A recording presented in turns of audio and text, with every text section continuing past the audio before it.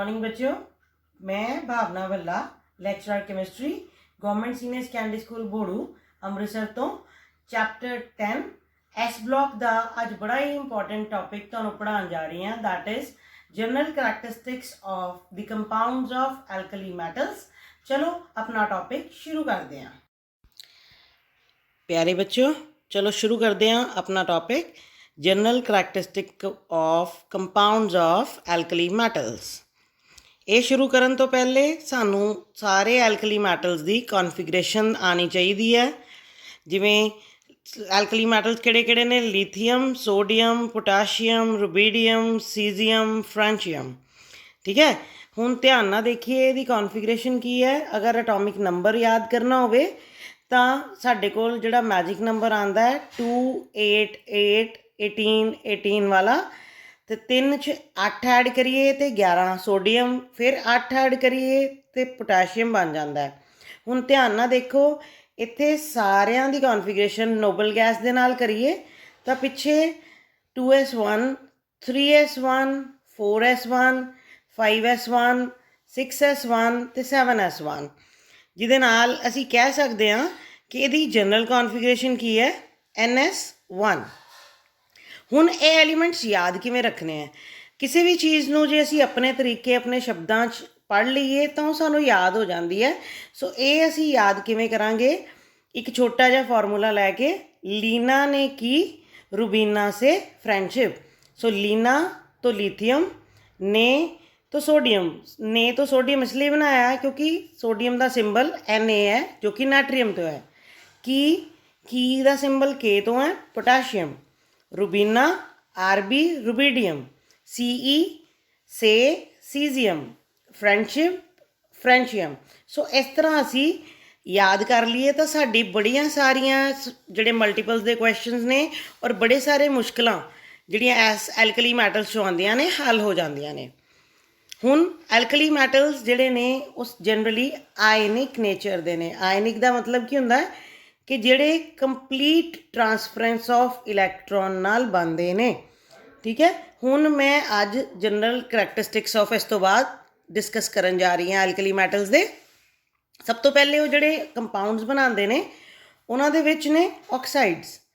Oxides जिहड़े ने वो कदों बनते हैं? जदों एल्कली मैटल एयर नाल मतलब ऑक्सीजन नाल रिएक्ट करते हैं तो वो टारनिश हो जाते हैं। टारनिश का मतलब होंदा है जिहड़ा करोड हो जाता है। करोजन का एक स्पैसीफाइड वर्जन है दैट इज कॉल्ड टारनिशिंग। तो बनते किवें ने? लिथियम, सोडियम, पोटाशियम सारे ऑक्सीजन नाल रिएक्ट करते हैं। बट इत्थे एक स्पैशलिटी की है कि इन्हां सारियां दे अलग अलग ऑक्साइड्स बनते हैं। किवें? रिएक्शंस देखो, lithium forms monoxide, sodium forms peroxide and other alkali metals higher मतलब पोटाशियम, रुबीडियम, सीजियम वो सुपर ऑक्साइड बनाते हैं। हुण ये क्यों होंदा? चलिए सुनो, जदों असी लिथियम की गल करते हैं, लिथियम का पॉजिटिव असी कैटायन की गल करांगे ना तां ही ऑक्साइड बनेगा। लिथियम पॉजिटिव जिहड़ा है ना वो अपने ग्रुप दे विचों सब तो छोटा है क्योंकि सानूं पता है down the group size increase हो जाता है। सो लिथियम पॉजिटिव जिहड़ा है उहदा साइज सब तो छोटा होने की वजह नाल it has strong positive field around it. ठीक है, उहदे अराउंड जिहड़ा पॉजिटिव फील्ड है बहुत स्ट्रोंग हो जाता है। हुण सानूं पता है कि ऑपोजिट्स अट्रैक्ट होंदे हैं। सो जिन्ना स्ट्रोंग पॉजिटिव होएगा वो फटाफट ऑक्साइड का फॉर्मूला होंदा है O2 नैगेटिव नूं फटाफट अपने नाल कंबाइन कर लैंदा है ते ऑक्साइड नूं मौका ही नहीं देंदा किसी होर ऑक्सीजन नाल कंबाइन करके परऑक्साइड बनाउण दा। ठीक है, सो इस करके लिथियम मोनोऑक्साइड बनाता है। उस तो बाद गल करां मैं सोडियम की। सोडियम पॉजिटिव क्योंकि डेफिनेटली असीं थल्ले चले गए हैं लिथियम तो बाद, तो सोडियम का साइज़ कंपैरेटिवली वड्डा हो गया जिस करके इहदा पॉजिटिव फील्ड लिथियम पॉजिटिव नालों वीक हो गया। इस करके यह परऑक्साइड बनन तो नहीं रोक पाता। सो परऑक्साइड की है O2 2 negative. So it is one of the special kind of oxides जिहदे विच ऑक्सीजन दे नाल single bond and it has 1 negative charge on it. उस तो बाद हायर आयंस की गल कर लीए, potassium positive, rubidium positive, caesium positive. ਜਿਉਂ-ਜਿਉਂ ਸਾਈਜ਼ ਵਧੀ ਜਾਏਗਾ ਉਸ ਤਰ੍ਹਾਂ ਪੋਜ਼ਿਟਿਵ ਫੀਲਡ ਵੀਕ ਹੁੰਦਾ ਜਾਏਗਾ ਤੇ ਇਹ ਪਰਆਕਸਾਈਡ ਨੂੰ ਵੀ ਨਹੀਂ ਰੋਕ ਪਾਉਂਦਾ ਤੇ ਫਟਾਫਟ ਉਹ ਵੀ ਇੱਕ ਹੋਰ ਆਕਸੀਜਨ ਨਾਲ ਕੰਬਾਈਨ ਕਰਕੇ ਸੁਪਰ ਆਕਸਾਈਡ ਬਣਾ ਲੈਂਦਾ ਹੈ। ਬੱਚਿਓ, ਤੁਹਾਡੇ ਦਿਮਾਗ 'ਚ ਇੱਕ ਗੱਲ ਆਉਂਦੀ ਹੋਏਗੀ ਕਿ ਮੈਡਮ ਨੇ ਜਦੋਂ ਐਲਕਲੀ ਮੈਟਲਸ ਪੜ੍ਹਾਏ ਸੀ ਉਦੋਂ ਫਰੈਂਸ਼ੀਅਮ ਦਾ ਨਾਮ ਵੀ ਲਿਆ, ਬਟ ਹੁਣ ਡਿਸਕਸ਼ਨ 'ਚ ਫਰੈਂਸ਼ੀਅਮ ਨਹੀਂ ਹੈ। ਉਹਦਾ ਬੜਾ ਸਿੰਪਲ ਜਿਹਾ ਕਾਰਨ ਹੈ ਕਿ ਜਿਹੜੀ ਸਾਡਾ 7th ਪੀਰੀਅਡ ਹੈ, ਲਾਸਟ ਵਾਲਾ ਪੀਰੀਅਡ ਹੈ ਜਿਹੜਾ, ਉਹਦੇ ਵਿੱਚ ਜਿੰਨੇ ਵੀ ਐਲੀਮੈਂਟਸ ਆਉਂਦੇ ਨੇ ਉਹ ਸਾਰੇ ਦੇ ਸਾਰੇ ਰੇਡੀਓ ਐਕਟਿਵ ਨੇ। ਸੋ ਉਹਨਾਂ ਨੂੰ ਸਟੱਡੀ ਕਰਨਾ ਰੈਗੂਲਰ ਟ੍ਰੈਂਡ 'ਚ ਡਿਫਿਕਲਟ ਹੈ, ਇਸ ਕਰਕੇ ਅਸੀਂ ਉਹਨੂੰ ਰੈਗੂਲਰਲੀ ਸਟੱਡੀ ਨਹੀਂ ਕਰਦੇ। ਹੁਣ ਚੱਲਦੇ ਹਾਂ ਅੱਗੇ। Next is hydroxides. ਹੁਣ ਹਾਈਡਰੋਕਸਾਈਡਸ ਨਾਮ ਦੱਸਦਾ ਹੈ ਕਿ ਜਦੋਂ ਵੀ ਐਲਕਲੀ ਮੈਟਲ, ਉਹਨਾਂ ਦੇ ਆਕਸਾਈਡ, ਸੁਪਰ ਆਕਸਾਈਡਸ, ਪਰਆਕਸਾਈਡਸ ਵਾਟਰ ਨਾਲ ਰਿਐਕਟ ਕਰਦੇ ਨੇ ਤੇ ਹਾਈਡਰੋਕਸਾਈਡ ਬਣਦਾ ਹੈ। ਹੁਣ ਇਹ ਸਾਨੂੰ ਪਤਾ ਹੈ ਕਿ ਐਲਕਲੀ ਮੈਟਲਸ ਦੇ ਰਿਐਕਟ ਵੈਰੀ ਵਾਇਲੈਂਟਲੀ। ਇਹ ਤੁਸੀਂ ਇਮੇਜ 'ਚ ਦੇਖ ਸਕਦੇ ਹੋ। ਅਸੀਂ ਸੋਡੀਅਮ ਦੇ ਇੱਕ ਪੀਸ ਨੂੰ ਜਾਂ ਪੋਟਾਸ਼ੀਅਮ ਦੇ ਪੀਸ ਨੂੰ ਅਗਰ ਵਾਟਰ ਦੇ ਵਿੱਚ ਪਾਉਂਦੇ ਹਾਂ ਤਾਂ ਇਸੇ ਤਰ੍ਹਾਂ ਦਾ ਇੱਕ ਵਾਇਲੈਂਟ ਰਿਐਕਸ਼ਨ ਹੁੰਦਾ। ਬਟ ਉਸ ਤੋਂ ਬਾਅਦ ਜਿਹੜਾ ਹਾਈਡਰੋਕਸਾਈਡ ਬਣਦਾ ਹੈ ਦੈਟ ਇਜ਼ ਸੋਲਿਬਲ ਇਨ ਵਾਟਰ। ਜਿਹੜਾ ਤੁਸੀਂ ਰਿਐਕਸ਼ਨਸ ਦੇਖ ਸਕਦੇ ਹੋ ਕਿ ਲਿਥੀਅਮ ਨੂੰ ਵਾਟਰ ਨਾਲ ਕੰਬਾਈਨ ਕੀਤਾ, ਲਿਥੀਅਮ ਹਾਈਡਰੋਕਸਾਈਡ, ਸੋਡੀਅਮ ਨੂੰ ਕੰਬਾਈਨ ਕੀਤਾ, sodium hydroxide and so on. So ਸਾਰੇ ਹਾਈਡਰੋਕਸਾਈਡਸ ਬਣਦੇ ਨੇ। ਹੁਣ ਇਹ ਹਾਈਡਰੋਕਸਾਈਡਸ ਜਿਹੜੇ ਨੇ ਦੇ ਆਰ ਵਾਈਟ ਕ੍ਰਿਸਟਲਾਈਨ ਸੋਲਿਡਸ। ਹੁਣ ਕ੍ਰਿਸਟਲਾਈਨ ਸੋਲਿਡਸ ਹੋਣ ਦੇ ਨਾਲ ਨਾਲ they all are strongest bases and dissolve readily in water. ਅਤੇ ਜਿਹੜੇ ਬੇਸਿਸ ਵਾਟਰ 'ਚ ਡਿਜ਼ੋਲਵ ਕਰ ਲੈਂਦੇ ਨੇ ਉਹਨਾਂ ਨੂੰ ਅਸੀਂ ਐਲਕਲੀ ਵੀ ਕਹਿੰਦੇ ਹਾਂ। ਔਰ ਇਹਨਾਂ ਰਿਐਕਸ਼ਨਸ ਦੇ ਦੌਰਾਨ ਐਕਸੋਥਰਮਿਕ ਹੀਟ ਨਿਕਲਦੀ ਹੈ ਅਤੇ ਜਿਹਨੂੰ ਅਸੀਂ ਐਕਸੋਥਰਮਿਕ ਰਿਐਕਸ਼ਨ ਕਹਿੰਦੇ ਹਾਂ। ਹੁਣ ਇਹ ਵਾਲੇ ਸੋਲਟਸ ਤੁਸੀਂ ਸ਼ਾਇਦ ਦੇਖੇ ਹੋਣਗੇ, ਜਿਵੇਂ ਸੋਡੀਅਮ ਹਾਈਡਰੋਕਸਾਈਡ ਹੈ, ਇਹਦੇ ਪੈਲੇਟਸ ਹੁੰਦੇ ਆ ਜਿਹਨੂੰ ਤੁਸੀਂ ਬਾਹਰ ਰੱਖੋ ਏਅਰ ਦੇ ਵਿੱਚ ਅਤੇ ਦੇ ਗੈਟ ਡਿਜ਼ੋਲਵ, ਆਪਣੇ ਆਪ ਹੀ ਸੋਲਿਊਬਲ ਹੋ ਜਾਂਦੇ ਨੇ। ਹਾਈਗਰੋਸਕੋਪਿਕ ਕਹਿੰਦੇ ਇਹਨੂੰ। Similarly like this potassium hydroxide is there. ਹੁਣ ਇਹਨਾਂ ਦੀਆਂ ਪ੍ਰੋਪਰਟੀਜ਼ ਕੀ ਨੇ? Properties of alkali metals. ਸਭ ਤੋਂ ਪਹਿਲੇ ਅਸੀਂ ਗੱਲ ਕਰ ਰਹੇ ਹਾਂ ਬੇਸਿਕ ਸਟਰੈਂਥ ਦੀ। ਬੇਸਿਕ ਸਟਰੈਂਥ ਦਾ ਮਤਲਬ ਕਿੰਨਾ ਬੇਸਿਕ ਹੈ। ਬੇਸਿਕ ਦਾ ਮਤਲਬ ਹੁੰਦਾ ਹੈ ਕਿ OH ਨੈਗੇਟਿਵ ਕਿੰਨੀ ਜਲਦੀ ਰਿਲੀਜ਼ ਕਰਦਾ ਹੈ। ਸੋ ਦੇਖੋ ਬੇਟਾ, ਮੈਂ ਸ਼ੁਰੂ ਤੋਂ ਕਹਿੰਦੀ ਆ ਰਹੀ ਹਾਂ ਕਿ ਜੇ ਸਾਨੂੰ ਗਰੁੱਪ ਆਉਂਦਾ ਹੋਏਗਾ ਤਾਂ ਅਸੀਂ ਆਰਾਮ ਦੇ ਨਾਲ ਇਸ ਚੀਜ਼ ਨੂੰ ਲਰਨ ਕਰ ਸਕਦੇ ਹਾਂ। ਸੋ ਜਿਉਂ-ਜਿਉਂ ਅਸੀਂ ਨੀਚੇ ਜਾਈ ਜਾ ਰਹੇ ਹਾਂ ਲੀਥੀਅਮ ਤੋਂ ਸੀਜ਼ੀਅਮ ਵਾਲੇ ਪਾਸੇ, ਸਾਈਜ਼ ਵੱਡਾ ਹੋਈ ਜਾ ਰਿਹਾ, ਜਿਸ ਕਰਕੇ ਉਹਦੀ ਆਇਨਾਈਜੇਸ਼ਨ ਐਨਰਜੀ ਘਟ ਜਾਂਦੀ ਹੈ। ਆਇਨਾਈਜੇਸ਼ਨ ਐਨਰਜੀ ਕੀ ਹੁੰਦੀ ਹੈ?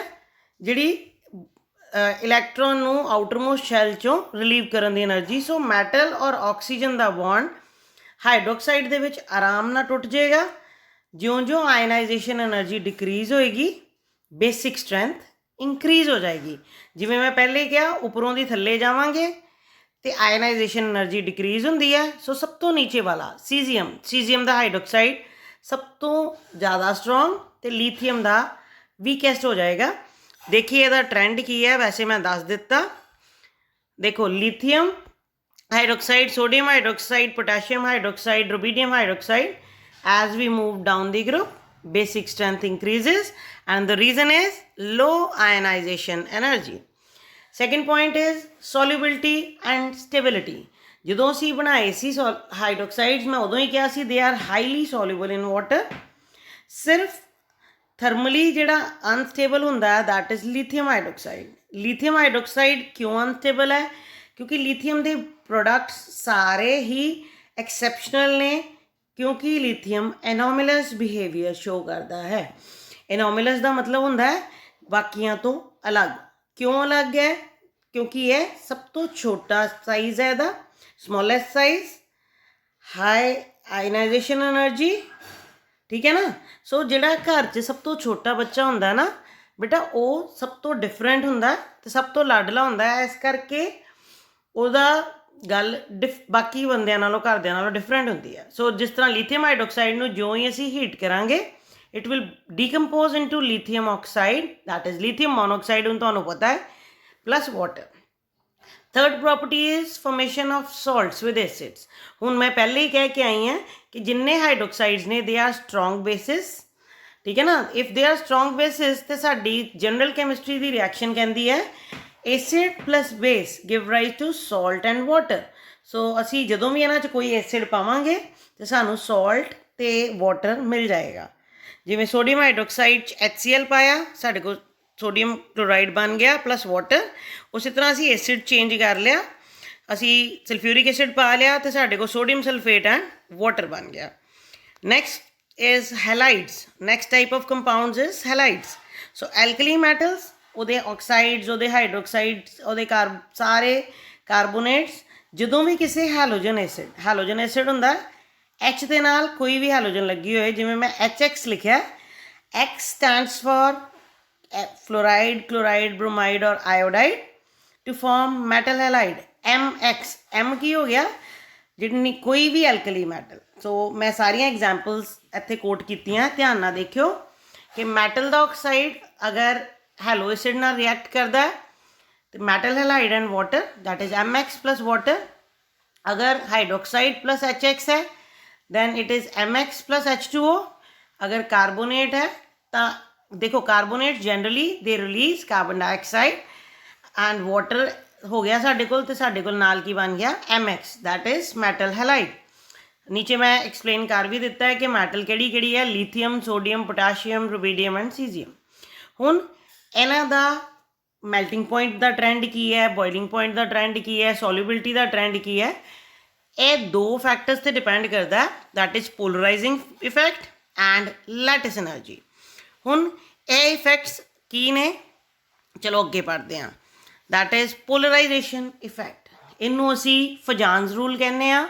बेटा these Fajans rule are very important for examination point of view in theory as well as ਤੁਸੀਂ ਕਿਸੇ ਵੀ ਤਰ੍ਹਾਂ ਦੇ ਐਂਟਰੈਂਸ ਟੈਸਟ ਨੂੰ ਦਿੰਦੇ ਹੋ ਤੇ ਇਹ ਇਫੈਕਟਸ ਦੇ ਉੱਪਰ ਕਨਸੈਪਚੁਅਲ ਕੁਐਸਚਨਸ ਬਹੁਤ ਸਾਰੇ ਆਉਂਦੇ ਨੇ। ਇਹਦੇ 'ਚ ਕੀ ਹੈ, ਵੈਨ ਅ ਕੇਟਾਇਨ ਅਪਰੋਚਿਸ ਐਨ ਆਇਨ। ਹੁਣ ਸਭ ਤੋਂ ਪਹਿਲੇ ਸਾਡੇ ਕਨਫਿਊਜ਼ਨ ਬੱਚਿਆਂ ਦੇ ਦਿਮਾਗ 'ਚ ਤੁਹਾਡੇ ਹੋ ਜਾਂਦੀ ਹੈ ਕਿ ਕੇਟਾਇਨ ਕੀ ਹੈ। ਹਮੇਸ਼ਾ ਸਾਨੂੰ ਪਤਾ ਇੱਕ ਪੋਜ਼ੀਟਿਵ ਹੈ ਇੱਕ ਨੈਗੇਟਿਵ ਹੈ, ਕੈਮਿਸਟਰੀ 'ਚ ਦੋ ਹੀ ਚਾਰਜਿਸ ਨੇ, ਤੀਸਰਾ ਚਾਰਜ ਸਾਡੇ ਕੋਲ ਕੋਈ ਨਹੀਂ ਹੁੰਦਾ, ਬਟ ਹਮੇਸ਼ਾ ਅਸੀਂ ਕਨਫਿਊਜ਼ ਰਹਿੰਦੇ ਹਾਂ। ਸੋ ਉਹਨੂੰ ਯਾਦ ਕਰਨ ਦਾ ਇੱਕ ਟ੍ਰਿਕ ਕੀ ਹੈ ਕਿ ਕੇਟਾਇਨ 'ਚ ਕੈਟ ਹੈ ਨਾ, ਕੈਟਸ ਆਰ ਗੁੱਡ, ਉਹ ਕਿਊਟ ਹੁੰਦੀਆਂ ਨਾ, ਠੀਕ ਹੈ ਨਾ, ਅੱਛੀਆਂ ਜਿਹੀਆਂ ਲੱਗਦੀਆਂ ਨੇ, ਸ਼ਰਾਰਤਾਂ ਕਰਦੀਆਂ, ਸੋ they are positive. But onions ਜਦੋਂ ਅਸੀਂ ਕੱਟਦੇ ਹਾਂ ਅੱਖਾਂ 'ਚ ਪਾਣੀ ਆਉਂਦਾ ਹੈ, ਸੋ ਦੇ ਆਰ ਬੈਡ। ਸੋ ਐਨਾਇਨਸ ਜਿਹੜੇ ਨੇ ਉਹ ਨੈਗੇਟਿਵ ਹੋ ਗਏ, ਬੈਡ ਦਾ ਮਤਲਬ negative. So cats are good, that is positive. ਦੂਸਰਾ ਤਰੀਕਾ ਯਾਦ ਕਰਨ ਦਾ ਕੀ ਹੈ ਕਿ ਦੇਖੋ ਕੇਟਾਇਨ ਅਤੇ ਐਨਾਇਨ ਦੋਨਾਂ ਦੇ ਵਿੱਚ ਆਇਨ ਕਾਮਨ ਹੈ, ਕੱਟ ਦੋ। ਐਨ ਕਿਹਦੇ 'ਚ ਆਉਂਦਾ ਹੋਰ, ਐਨਾਇਨ 'ਚ, ਸੋ ਐਨ ਫॉर ਨੈਗੇਟਿਵ ਅਤੇ ਆਪੇ ਦੂਸਰਾ ਪੋਜ਼ੀਟਿਵ ਹੀ ਹੋਏਗਾ ਕਿਉਂਕਿ ਕੈਮਿਸਟਰੀ ਦੇ ਵਿੱਚ ਤੀਸਰਾ ਚਾਰਜ ਹੀ ਨਹੀਂ ਹੈ। So that's why chemistry is very easy and tricky. ਹੁਣ ਅਸੀਂ ਸ਼ੁਰੂ ਕਰੀਏ ਪੋਲਰਾਈਜੇਸ਼ਨ ਇਫੈਕਟ। ਚਲੋ ਹੁਣ ਪੋਲਰਾਈਜੇਸ਼ਨ ਇਫੈਕਟ ਕੀ ਕਹਿੰਦਾ ਹੈ ਕਿ ਜਦੋਂ ਕੋਈ ਕੇਟਾਇਨ ਐਨਾਇਨ ਨੂੰ ਅਪਰੋਚ ਕਰਦਾ ਹੈ, ਉਹਦੇ ਕੋਲ ਆਉਂਦਾ ਹੈ, ਕਿਉਂਕਿ ਨੈਗੇਟਿਵ ਚਾਰਜਿਸ ਅਟਰੈਕਟ ਕਰਦੇ ਆ ਨਾ, ਤਾਂ ਜਿਹੜਾ ਐਨਾਇਨ ਦਾ ਇਲੈਕਟ੍ਰੋਨ ਕਲਾਊਡ ਹੈ ਉਹ ਕੇਟਾਇਨ ਵੱਲ ਅਟਰੈਕਟ ਹੋ ਜਾਂਦਾ ਹੈ। ਹੁਣ ਜਦੋਂ ਉਹ ਅਟਰੈਕਟ ਹੁੰਦਾ ਹੈ ਉਹਦੀ ਆਪਣੀ ਸ਼ੇਪ ਡਿਸਟੋਰਟ ਹੋ ਜਾਂਦੀ ਹੈ, ਡਿਸਟਰਬ ਹੋ ਜਾਂਦੀ ਹੈ। This is called polarisation effect. ਅੱਗੇ ਮੈਂ ਤੁਹਾਨੂੰ ਡਾਇਗਰਾਮ 'ਚ ਦਿਖਾਉਂਦੀ ਹਾਂ, ਧਿਆਨ ਨਾਲ ਦੇਖੋ ਕਿ ਜਦੋਂ ਇੱਕ ਕੇਟਾਇਨ ਹੈ, ਐਨਾਇਨ ਨੇ ਉਹਦੇ ਕੋਲ ਜਾਣ ਦੀ ਕੋਸ਼ਿਸ਼ ਕੀਤੀ, ਦੋਨੋਂ ਸਰਕੂਲਰ ਹੀ ਸ਼ੋ ਕਰਦੇ ਨਾ ਅਸੀਂ। ਸੋ ਉਹ ਜਦੋਂ ਉਹਦੇ ਕੋਲ ਗਿਆ ਤੇ ਦੇਖੋ ਧਿਆਨ ਨਾਲ ਕਿ ਯੈਲੋ ਦੀ ਸ਼ੇਪ ਓਵਲ ਟਾਈਪ ਹੋ ਗਈ ਹੈ, ਦੈਟ ਇਜ਼ ਐਨਾਇਨ ਦੀ ਸ਼ੇਪ ਡੀਫਾਰਮ ਹੋ ਗਈ ਹੈ, ਐਨਾਇਨ ਦੀ ਸ਼ੇਪ ਡਿਸਟੋਰਟ ਹੋ ਗਈ ਹੈ। ਸੋ ਦਿਸ ਇਜ਼ ਪੋਲਰਾਈਜੇਸ਼ਨ ਇਫੈਕਟ। ਅੱਛਾ, ਹੁਣ ਕੇਟਾਇਨ ਕਿਸ ਪਾਵਰ ਦੇ ਨਾਲ ਐਨਾਇਨ ਨੂੰ ਪੋਲਰਾਈਜ਼ ਕਰ ਸਕਦਾ, that is called its polarising power, ਕਿਉਂਕਿ ਉਹ ਪੋਲਰਾਈਜ਼ ਕਰ ਰਿਹਾ ਹੈ, ਕਰਨ ਵਾਲੇ ਦੀ ਪਾਵਰ ਹੁੰਦੀ ਹੈ। ਇਹ ਵੀ ਯਾਦ ਰੱਖਣ ਦਾ ਬੇਟਾ ਟ੍ਰਿਕ ਹੈ, ਕਿਉਂਕਿ ਅਸੀਂ ਇਹਨਾਂ ਦੋਨੋਂ ਟਰਮਸ 'ਚ ਵੀ ਕਨਫਿਊਜ਼ ਹੋ ਜਾਂਦੇ ਹਾਂ ਕਿ ਕੇਟਾਇਨ ਦੀ ਕਿਹੜੀ ਟਰਮ ਹੈ, ਐਨਾਇਨ ਦੀ ਕਿਹੜੀ ਟਰਮ ਹੈ। ਸੋ ਪਿਛਲੀ ਵਾਲੀ ਡਾਇਗਰਾਮ ਨੂੰ ਯਾਦ ਰੱਖਣਾ ਕਿ ਜਿਹੜੀ ਕੇਟਾਇਨ ਦੀ ਪਾਵਰ ਹੈ ਐਨਾਇਨ ਨੂੰ ਪੋਲਰਾਈਜ਼ ਕਰਨ ਦੀ, ਦੈਟ ਇਜ਼ ਕਾਲਡ ਪੋਲਰਾਈਜ਼ਿੰਗ ਪਾਵਰ। ਅਤੇ ਜਿਹੜਾ ਐਨਾਇਨ ਹੈ ਜਿਸ ਟੈਂਡੈਂਸੀ ਦੇ ਨਾਲ ਪੋਲਰਾਈਜ਼ ਹੁੰਦਾ ਹੈ ਉਹਨੂੰ ਅਸੀਂ ਕਹਿੰਦੇ ਹਾਂ ਪੋਲਰਾਈਜ਼ੇਬਿਲਿਟੀ। ਠੀਕ ਹੈ, ਤਿੰਨ ਟਰਮਸ ਹੋਈਆਂ, ਰਿਵਾਈਜ਼ ਕਰ ਰਹੇ ਹਾਂ। ਜਿਹੜਾ ਪੂਰਾ ਇਫੈਕਟ ਹੈ ਕੇਟਾਇਨ ਦਾ ਐਨਾਇਨ ਨੂੰ अपने वाल डिस्टॉर्ट करना ਉਹਦੇ ਵੱਲ ਅਪਰੋਚ ਕਰਨ ਦੇ ਬਾਅਦ दैट इज़ पोलराइजेशन। केटाइन ਦੀ ਜਿਹੜੀ ਪਾਵਰ ਹੈ एनायन ਨੂੰ ਆਪਣੇ ਵੱਲ पोलराइज ਕਰਨ ਦੀ, केटाइन ਦੇ ਵਾਸਤੇ ਜਿਹੜਾ ਵਰਡ ਯੂਜ਼ ਕਰਾਂਗੇ दैट इज़ पोलराइजिंग पावर। ਤੇ ਜਿਹੜੀ ਟੈਂਡੈਂਸੀ ਹੈ एनायन ਦੀ ਉਹਨੂੰ पोलराइज ਕਰਨ ਦੀ दैट इज़ कॉल्ड पोलराइजेबिलिटी। ਹੁਣ ਇਹਨਾਂ ਫੈਕਟਰਸ ਦੇ ਉੱਪਰ ਕੋਵਲੈਂਟ ਕਰੈਕਟਰ ਕਿਸੇ ਵੀ ਕੰਪਾਊਂਡ ਦਾ ਕਿਵੇਂ ਡਿਪੈਂਡ ਕਰਦਾ, ਕਿਉਂਕਿ ਇਹ ਚੀਜ਼ਾਂ ਸਾਨੂੰ ਦੱਸਦੀਆਂ ਕਿ ਕਿਹੜਾ ਕੰਪਾਊਂਡ ਕਿੰਨਾ ਕੋਵਲੈਂਟ ਹੋਏਗਾ। ਠੀਕ ਹੈ, ਕਿਹਦੇ ਕਿਹਦੇ ਤੇ factors on which covalent character depends. Number 1 size of cation. ਹੁਣ ਸਾਈਜ਼ ਆਫ ਕੇਟਾਇਨ ਤੇ ਕੀ ਫਰਕ ਪੈਂਦਾ ਹੈ ਕਿ ਜਿੰਨਾ ਛੋਟਾ ਕੇਟਾਇਨ ਹੈ ਬੇਟਾ, ਜਿੰਨਾ ਛੋਟਾ ਕੇਟਾਇਨ ਹੋਏਗਾ ਉਨਾ ਉਹਦਾ ਪੋਜ਼ਿਟਿਵ ਫੀਲਡ, ਅਸੀਂ ਪਹਿਲੇ ਪੜ੍ਹਿਆ ਨਾ, ਉਨਾ ਉਹਦਾ ਪੋਜ਼ਿਟਿਵ ਫੀਲਡ ਸਟਰੋਂਗ ਹੋਏਗਾ ਤੇ ਉਨੀ ਹੀ ਉਹਦੀ ਪੋਲਰਾਈਜ਼ਿੰਗ ਪਾਵਰ ਹਾਈ ਹੋਏਗੀ। ਪੋਲਰਾਈਜ਼ਿੰਗ ਪਾਵਰ ਹਾਈ ਹੋਣ ਦੇ ਨਾਲ ਕੀ ਹੋਏਗਾ, ਉਹਦਾ ਕੋਵਲੈਂਟ ਕਰੈਕਟਰ ਲਾਰਜ ਹੋ ਜਾਏਗਾ। ਸੋ ਸਮੋਲਰ ਦੀ ਕੇਟਾਇਨ, greater its polarizing power and hence larger is the covalent character। ਹੁਣ ਅਸੀਂ ਐਗਜ਼ਾਮਪਲ ਲਈਏ, ਜਿਸ ਤਰ੍ਹਾਂ ਮੈਂ ਕੋਟ ਕੀਤੀ ਹੈ, lithium chloride, sodium chloride, potassium chloride, rubidium chloride and caesium chloride. ਧਿਆਨ ਨਾਲ ਦੇਖਣਾ, ਮੈਂ एनायन ਤੇ ਕਰਤਾ ਕਾਮਨ। ਜਦੋਂ एनायन ਕਾਮਨ ਹੋ ਗਿਆ ਤੇ ਅਸੀਂ ਫਿਰ ਕੇਟਾਇਨ ਨੂੰ ਕੰਪੇਅਰ ਕਰਾਂਗੇ ਨਾ। ਸੋ ਵਾਪਸ ਚਲੀਏ ਫਿਜ਼ੀਕਲ ਪ੍ਰੋਪਰਟੀਜ਼ ਤੇ। ਡਾਊਨ ਦੀ ਗਰੁੱਪ ਆਇਨ ਦਾ ਆਇਨਿਕ ਚਾਰਜ ਵੀ ਆਇਨਿਕ ਸਾਈਜ਼ ਵੀ ਤੇ ਐਟੋਮਿਕ ਰੇਡੀਆਈ ਵੀ, ਦੋਨੋਂ ਚੀਜ਼ਾਂ ਡਾਊਨ ਦੀ ਗਰੁੱਪ ਇੰਕਰੀਜ਼ ਹੁੰਦੀਆਂ ਨੇ। ਸੋ ਲਿਥੀਅਮ ਦਾ ਸਾਈਜ਼ ਸਭ ਤੋਂ ਛੋਟਾ ਹੈ, ਲਿਥੀਅਮ ਕੇਟਾਇਨ ਦਾ ਵੀ ਸਾਈਜ਼ ਸਭ ਤੋਂ ਛੋਟਾ ਹੋਏਗਾ।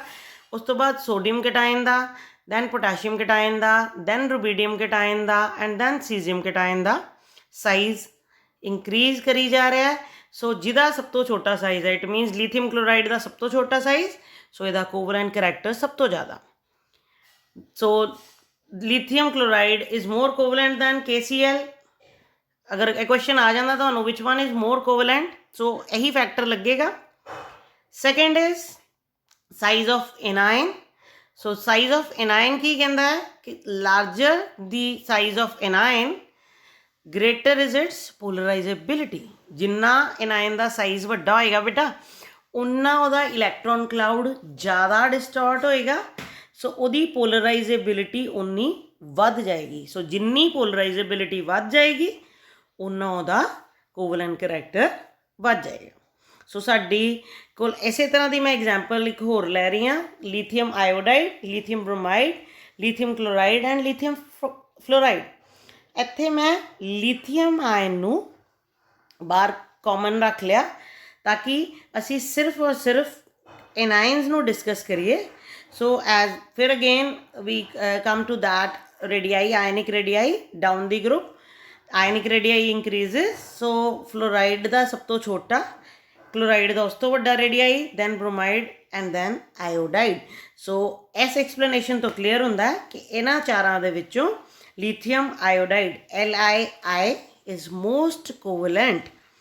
Next factor is charge on the ion. ਹੁਣ ਕੇਟਾਇਨ ਵੀ ਡਿਫਰੈਂਟ ਹੋ ਜਾਂਦੇ ਨੇ ਸਾਰੇ ਜਿਨ੍ਹਾਂ 'ਤੇ ਚਾਰਜਿਸ ਡਿਫਰੈਂਟ ਹੋਣ।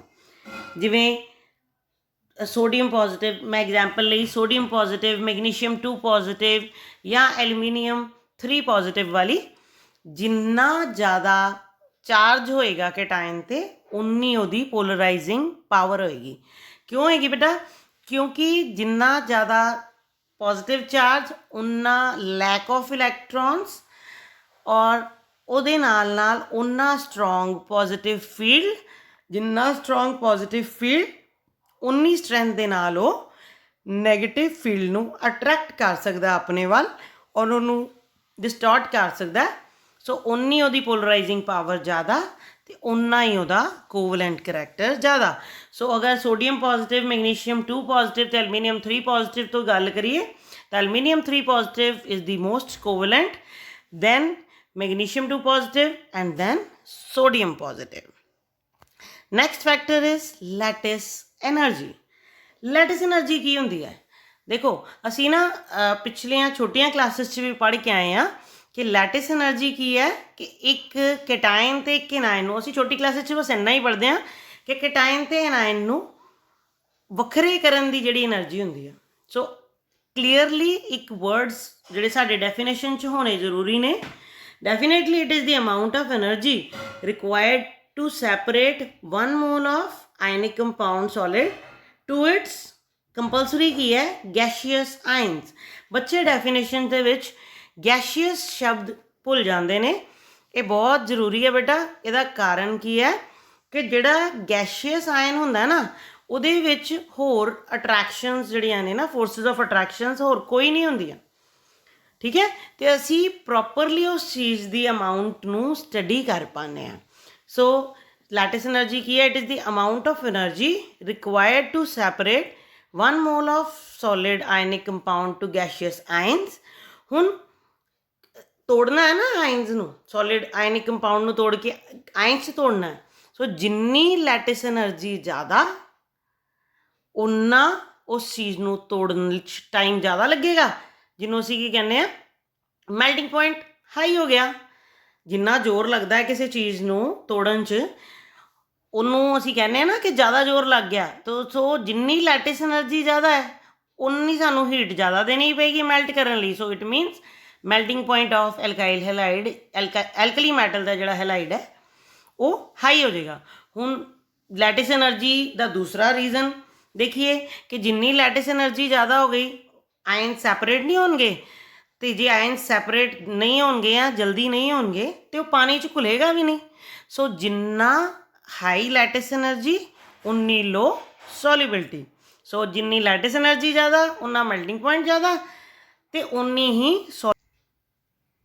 ਕਾਰਬੋਨੇਟਸ ਐਂਡ ਬਾਈਕਾਰਬੋਨੇਟਸ। ਕਾਰਬੋਨੇਟਸ ਦਾ ਫਾਰਮੂਲਾ ਕੀ ਹੁੰਦਾ? CO3 2 ਨੈਗੇਟਿਵ, CO3 ਦੇ ਉੱਪਰ 2 ਨੈਗੇਟਿਵ ਚਾਰਜ, ਐਂਡ ਬਾਈਕਾਰਬੋਨੇਟ ਹੁੰਦਾ HCO3 ਸਿੰਗਲ ਨੈਗੇਟਿਵ। ਉਹਦਾ 2 ਨੈਗੇਟਿਵ ਇੱਧਰ ਜਾ ਕੇ ਸਿੰਗਲ ਨੈਗੇਟਿਵ ਕਿਵੇਂ ਹੋਇਆ? ਕਿਉਂਕਿ ਅਸੀਂ ਕਾਰਬੋਨੇਟ ਦੇ ਵਿੱਚ ਇੱਕ ਹਾਈਡਰੋਜਨ ਐਡ ਕਰਤਾ। ਸੋ ਇੱਕ ਨੈਗੇਟਿਵ ਨੇ ਇੱਕ ਪੋਜ਼ੀਟਿਵ ਨੂੰ ਓਵਰਕਮ ਕਰ ਲਿਆ। ਸੋ ਇੱਕ ਨੈਗੇਟਿਵ ਚਾਰਜ ਰਹਿ ਗਿਆ ਸਾਡੇ ਕੋਲ, ਮਤਲਬ HCO3 ਦੇ ਉੱਪਰ 1 ਨੈਗੇਟਿਵ। ਜਿੰਨੇ ਵੀ ਕਾਰਬੋਨੇਟਸ ਹੁੰਦੇ ਆ ਐਲਕਲੀ ਮੈਟਲ ਦੇ, they are very stable. It means they are thermally stable. Stable ਦਾ ਮਤਲਬ ਹੁੰਦਾ ਹੈ ਜਿਹੜੇ ਕਿਸੇ ਵੀ ਇਨਵਾਇਰਮੈਂਟ ਨੂੰ ਸਕਮ ਕਰ ਜਾਣ, ਕਿਸੇ ਵੀ ਇਨਵਾਇਰਮੈਂਟ ਦੇ ਵਿੱਚ ਉਹਨਾਂ ਨੂੰ ਕੁਛ ਨਾ ਹੋਏ। ਅਸੀਂ ਆਪਣੇ ਘਰ ਸਾਡੇ ਕੋਲ ਕਾਰਬੋਨੇਟਸ ਅਵੇਲੇਬਲ ਨੇ। ਸੋਡੀਅਮ ਕਾਰਬੋਨੇਟ ਜਿਹੜਾ ਹੈ ਦੈਟ ਇਜ਼ ਵਾਸ਼ਿੰਗ ਸੋਡਾ ਹੈ ਨਾ, Na2CO3, ਉਹਨੂੰ ਅਸੀਂ ਹੀਟ ਕਰਦੇ ਹਾਂ, ਕਰਕੇ ਦੇਖ ਲਓ ਉਹਨੂੰ ਕੁਛ ਨਹੀਂ ਹੁੰਦਾ। ਸਿਰਫ ਔਰ ਸਿਰਫ ਲੀਥੀਅਮ ਕਾਰਬੋਨੇਟ ਲੈਸ ਸਟੇਬਲ ਹੈ ਆਪਣੇ ਪੂਰੇ ਦੇ ਪੂਰੇ ਗਰੁੱਪ ਦੇ ਵਿੱਚੋਂ, ਜਿਹਦਾ ਰੀਜ਼ਨ ਮੈਂ ਪਹਿਲੇ ਤੁਹਾਨੂੰ ਦੇ ਚੁੱਕੀ ਹਾਂ। ਇਹਦਾ ਕੀ ਰੀਜ਼ਨ ਹੈ ਕਿ ਲੀਥੀਅਮ ਦਾ ਸਮੋਲ ਸਾਈਜ਼ ਹੈ, ਜਿਸ ਕਰਕੇ ਇਹ ਅਨੋਮਲਸ ਬਿਹੇਵੀਅਰ ਸ਼ੋ ਕਰਦਾ ਹੈ। ਅਨੋਮਲਸ ਬਿਹੇਵੀਅਰ ਸ਼ੋ ਕਰਨ ਦਾ ਕਾਰਨ ਕੀ ਹੁੰਦਾ? ਸਭ ਤੋਂ ਪਹਿਲਾ ਐਲੀਮੈਂਟ ਹੈ, ਸਭ ਤੋਂ ਛੋਟਾ ਹੈ, ਇਹਦੀ ਇਲੈਕਟ੍ਰੋਨੈਗੇਟਿਵਿਟੀ ਆਪਣੇ ਗਰੁੱਪ 'ਚ ਸਭ ਤੋਂ ਜ਼ਿਆਦਾ ਹੋ ਜਾਂਦੀ ਹੈ, ਅਤੇ ਆਇਨਾਈਜੇਸ਼ਨ ਐਨਰਜੀ ਹਾਈ ਹੈ। ਇਹ ਤਿੰਨ ਹੀ ਫੈਕਟਰ ਹੈ ਜਿਹੜੇ ਅਨੋਮਲਸ ਬਿਹੇਵੀਅਰ ਸ਼ੋ ਕਰਦੇ ਨੇ। So lithium is anomalous in its group. So ਇਹਦੇ ਬਹੁਤ ਸਾਰੇ ਕੰਪਾਊਂਡਸ ਬਾਕੀਆਂ ਨਾਲੋਂ ਡਿਫਰੈਂਟ ਬਿਹੇਵ ਕਰਦੇ ਆ। ਸੋ ਲੀਥੀਅਮ ਕਾਰਬੋਨੇਟ ਜਿਹੜਾ ਕਿ ਸਭ ਤੋਂ ਘੱਟ ਸਟੇਬਲ ਹੈ, ਅਤੇ ਜਦੋਂ ਹੀ ਇਹਨੂੰ ਹੀਟ ਕਰਦੇ ਆ ਇਹ ਡੀਕੰਪੋਜ਼ ਹੋ ਜਾਂਦਾ ਹੈ। ਸੋ ਲੀਥੀਅਮ ਕਾਰਬੋਨੇਟ ਦੀ ਰਿਐਕਸ਼ਨ ਦੇਖੋ, Li2CO3 on heating, Li2CO3 is lithium carbonate, on heating lithium monoxide Li2O plus carbon dioxide that is CO2।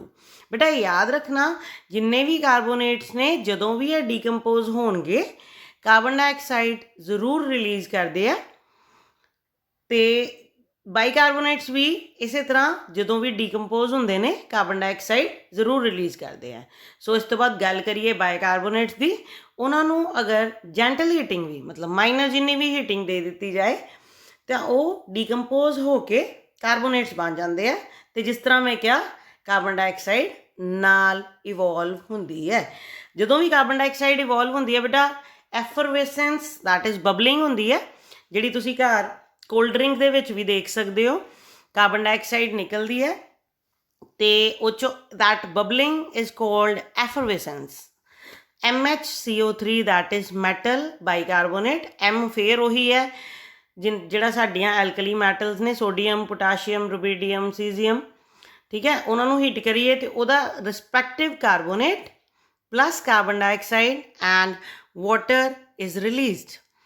सारे कार्बोनेट्स, हुण इहदी प्रॉपर्टी की है कि सारे कार्बोनेट्स एंड बाइकार्बोनेट्स वाटर च सॉल्यूबल ने।